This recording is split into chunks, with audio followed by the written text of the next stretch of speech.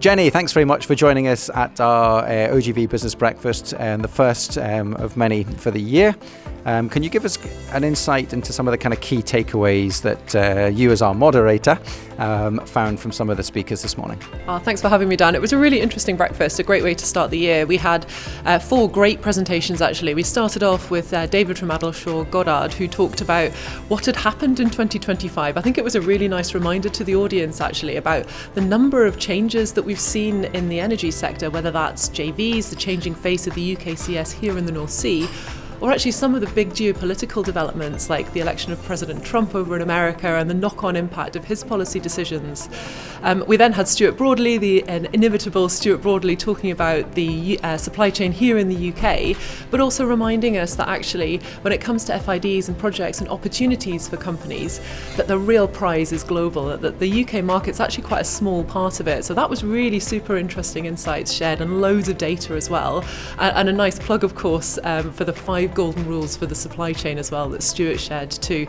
He was then followed up by a really data-heavy presentation from Malcolm at Mackenzie, so a really interesting whiz through oil prices, production, which market's doing what, and then a real look at those JVs and what does that mean in terms of who's producing the most oil and gas out of the UK and what might their forward strategy be.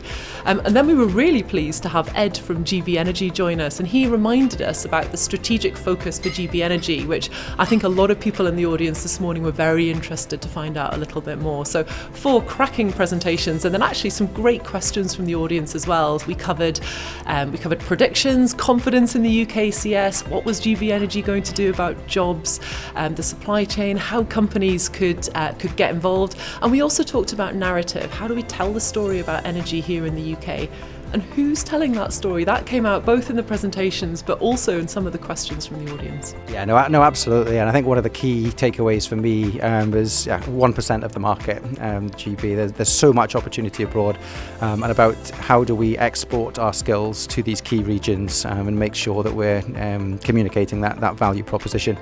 Interestingly as well, GB Energy mentioned that they have 300 jobs that will be created fairly soon over the next coming months to be based here in Aberdeen, and then how that balances with the figures that we're hearing from OE UK versus the 10,000 from GB Energy. What was your take on that? I thought that was quite interesting. Ed just popped that into his presentation that they were close to signing a lease. That is positive news for the region. Obviously, any jobs coming into Aberdeen and Aberdeenshire is really good news.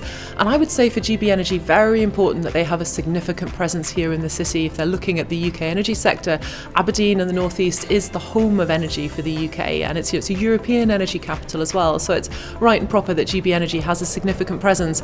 But I did think it was interesting that the audience picked up on that juxtaposition between 300 jobs and then 1,000 jobs a month going because of policy changes from the UK government.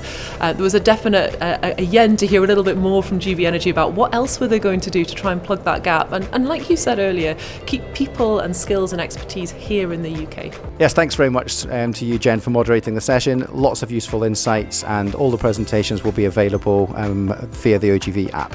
Thanks very much. Thank you for joining.